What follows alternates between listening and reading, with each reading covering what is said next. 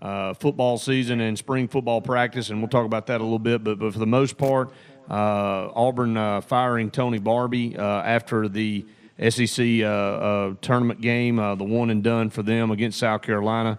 A lot of people are just chomping at the bit to find out who the next coach at Auburn's going to be, and of course the name that we continue to hear at the top is Bruce Pearl. So I'll start there, Alex. What are the chances of Auburn landing Bruce Pearl as their next basketball coach?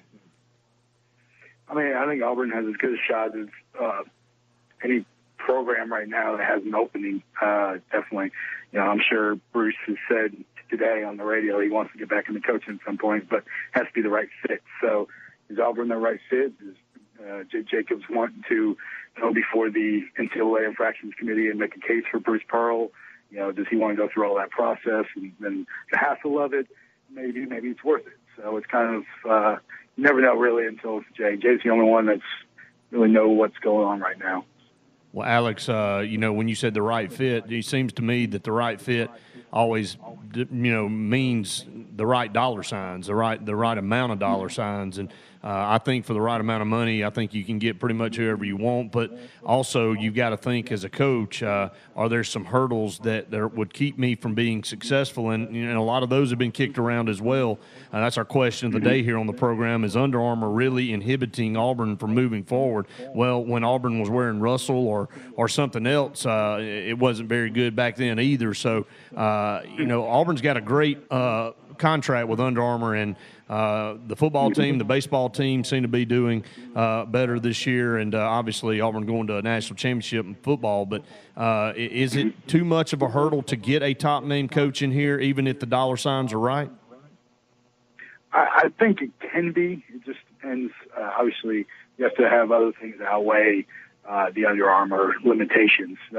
Obviously, like Charles Barkley said, Nike comes with a little bit of an advantage, and just because they generally have the best teams, the best AAU, the best high school or I guess summer league teams and all that kind of stuff. So they have the product, and a lot of those kids get used to that. They like that. They grow up in that, and so when it comes time to choosing a school, if they're being recruited by a couple of Nike schools and Auburn's probably not going to win out on that, just for the simple fact that it doesn't have the tradition, it doesn't have the the history of kind of that power program, so it doesn't have all the rest of the intangibles it needs to maybe outweigh the Under Armour. And same thing for a coach. If a coach is coming in here, does the coach want to necessarily have to deal with that? Certain coaches can. Really high, excitable coaches, somebody that comes in with the right attitude, the right recruiting mindset to go out and be aggressive. He can probably take advantage of that and outweigh the fact that Nike isn't sponsoring Auburn basketball. So just the kind of matter of, the right fit, who you get. Can the right guy come in here and actually make the extra effort to do it? Because it is going to be an extra effort. It's not as easy for non-Nike programs. Well, Alex, Jay Jacobs went out and hired Jeff Lebo, an up-and-comer, and it didn't work out. He went out and hired Tony Barbie, an up-and-comer, and it didn't work out. You saw he's taken a lot of heat over the last couple of years. So he went out and hired a proven coach in Sonny Galloway. He went out and hired a proven coach in Clint Myers. Do you think that's the direction he's going? And what are some other names you might be hearing for the possible coaching job? I mean, there are a lot of names being thrown around. Obviously, a couple of really good up-and-coming coaches playing in the Conference USA right now. Louisiana Tech's Michael White, one guy that's been tossed around. He's an active recruiter and knows the SEC really well.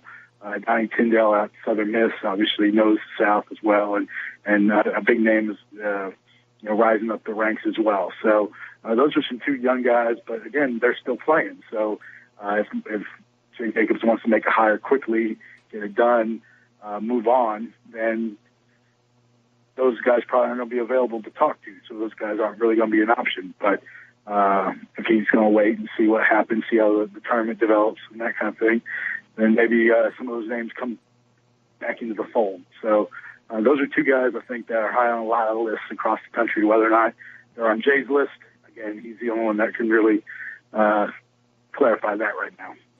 We got Alex Byington on from the Opelika-Auburn News. Alex, a couple more things. If it is Bruce Pearl, why wait? And, I know if they're going after somebody else that still might be coaching and might be in the tournament, it could take a month or so to get all that ironed out. But Bruce Pearl obviously not coaching anywhere right now. If they're really serious about Bruce Pearl, I'm assuming they would be going to the table and trying to get this done sooner than later, correct? I mean, you got to believe, that. Yeah, I mean, it's something that there's no real limitations for him except, again, the show cause he's still under until August 23rd. So you're talking a couple more months. And that is kind of a hurdle for programs. Not many, I'm trying to remember, I don't think there's been any head coaches. I think some assistants have, but at least in college basketball, that had gotten a new job while still under the show cause kind of shadow.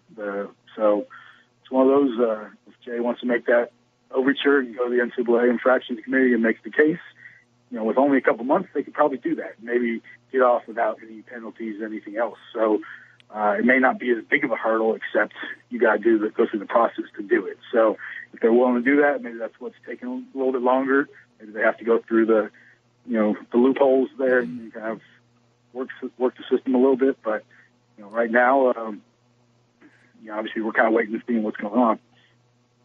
Yeah, I think it may be more red tape than it is anything in a formality, because if you're serious about hiring a guy and he's only got a couple more months left on this show cause, then and you're willing to assume the risk that if something were to happen between now and that you would be liable for that. I mean, obviously that would be terrible, but if you're going to go on and take a chance and hire the guy and want him to be around for a long time, then a few more months on a show cause shouldn't be an issue in my opinion. So it'll be interesting to see how it all plays out, and if Bruce Pearl is the man. Had an outstanding record at Tennessee, had won 3 SEC titles over there, and Andy and I are going to talk about that when we come back. But, Alex, we appreciate you taking time out to be on the program this afternoon.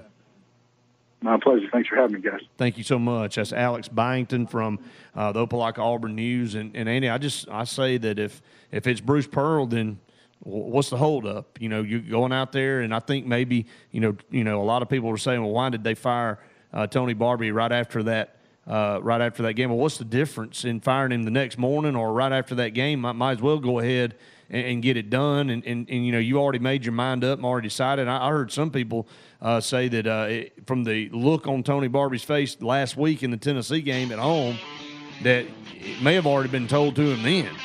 I don't know. Could be. But if you're looking at Bruce Pearl, you're probably you want to do your due diligence and talk to a lot of different people. 888-9-TIGER-9, 334-887-3401 to be part of the program. More to come on the Friday edition of Sports Call right after this.